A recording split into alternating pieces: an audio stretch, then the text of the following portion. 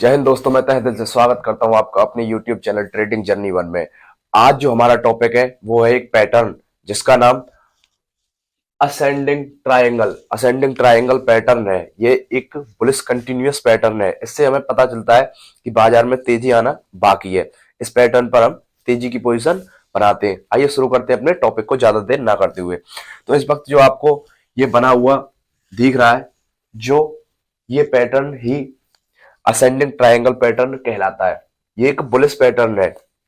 तो इसको आइडेंटिफाई करने के लिए हमें क्या क्या चाहिए, क्या क्या देखना होगा। अभी आपको समझ में नहीं आ रहा होगा ये कैसा पैटर्न है।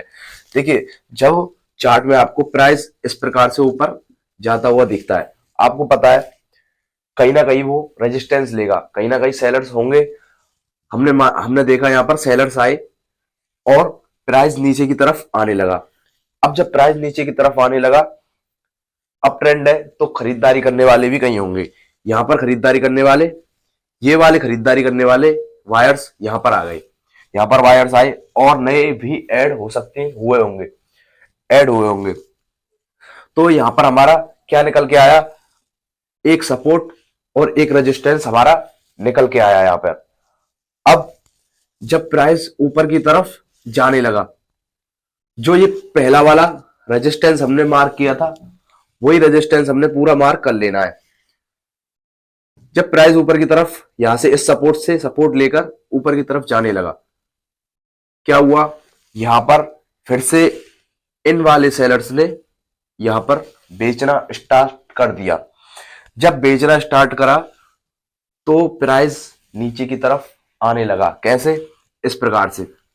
अब देखिए, इसमें देखने वाली एक बात है। कैसे? जब सेलर्स ने बेचना स्टार्ट किया तो ये वाला जो सपोर्ट है, ये वाला जो सपोर्ट बना है, लो बना है, जिसे हम लो कहते हैं, इस वाले लो से ऊपर होना चाहिए। मतलब इस प्रकार से ऊपर होना चाहिए।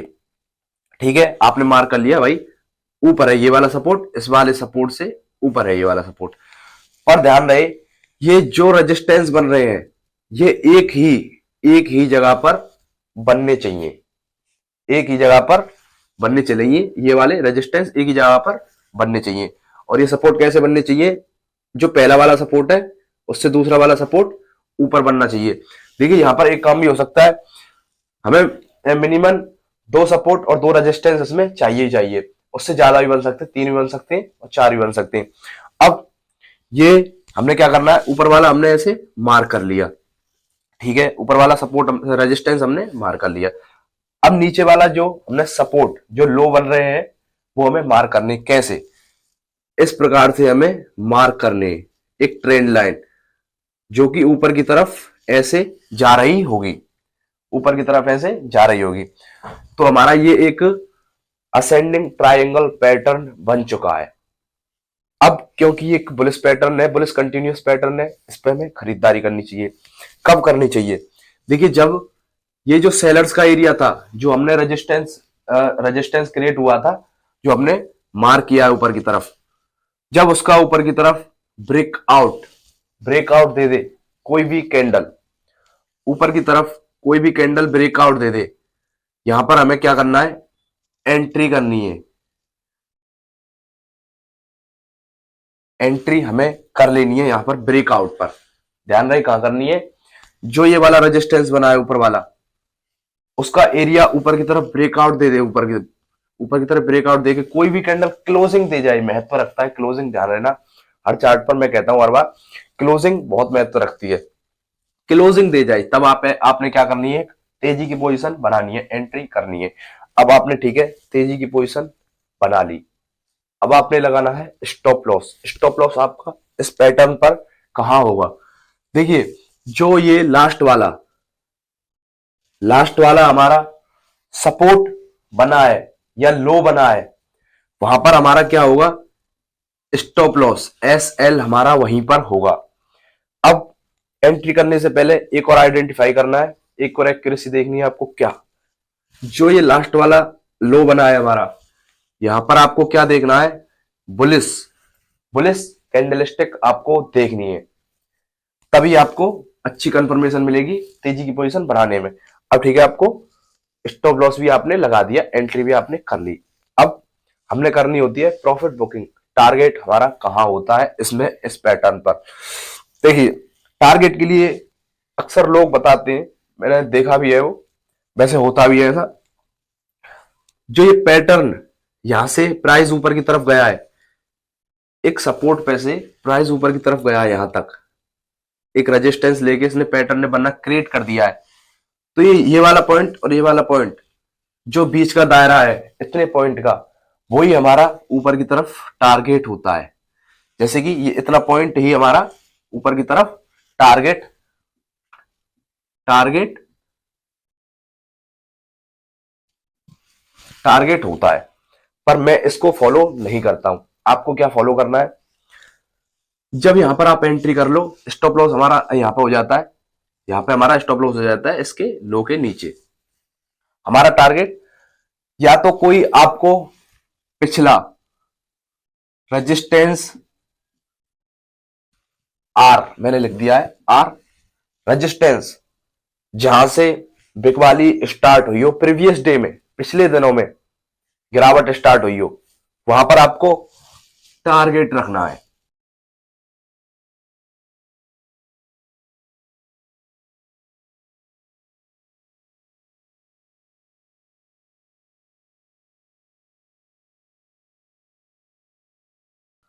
या कोई रेंज बाउंड चार्ट बन रहा हो, वहां पर आपको क्या करना है, प्रॉफिट बुकिंग करनी है।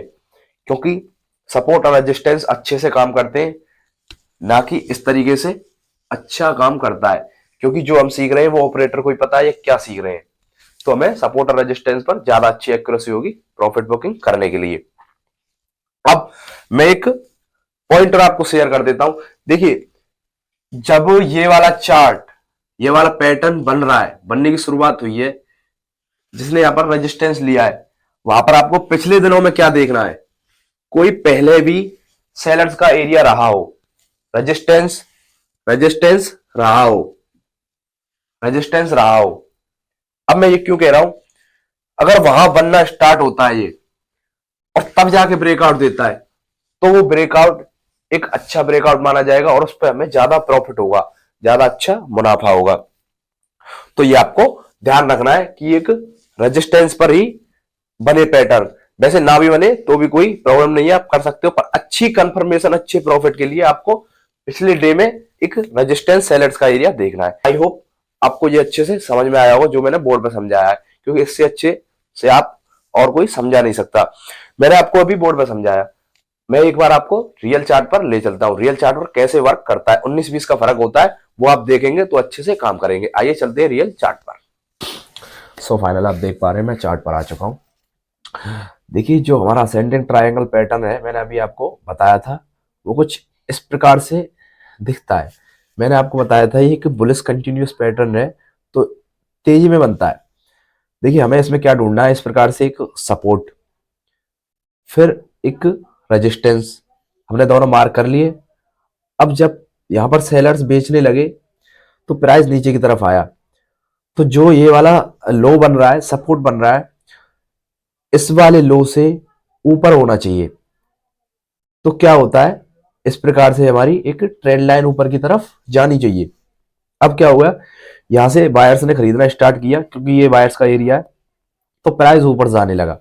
ऊपर जाने के बाद हमने जो ये वाला रेजिस्टेंस हमने मार्क किया था, यहां पर एक और रेजिस्टेंस बन गया, तो हमारे दो सपोर्ट और दो रेजिस्टेंस हमारे हो चुके हैं। आप देख पा रहे हैं यहां पर एक और हमारा रेजिस्टेंस क्रिएट हो चुका है।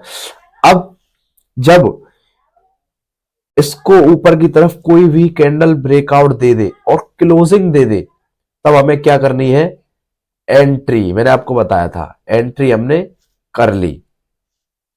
अब हमने लगाना है स्टॉप लॉस। स्टॉप लॉस मैंने आपको बताया था, जो पिछला वाला लो बना है, सपोर्ट बना है, वहां पर हमें अपना स्टॉप लॉस रखना है।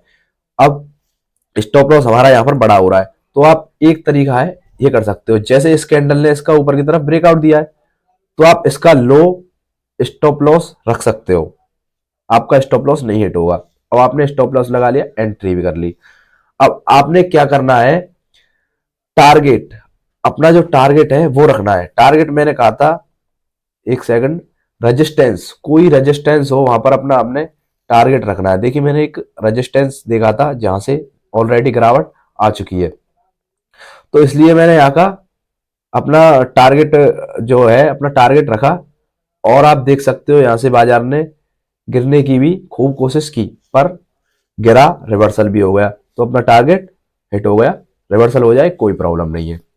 तो जो मैंने अभी असेंडिंग ट्रायंगल पैटर्न आपको एक्सप्लेन किया है, आपको अच्छे से समझ में आया होगा। तो धन्यवाद, मैं चलता हूँ, मिलूंगा आपसे नेक्स्ट वीडियो।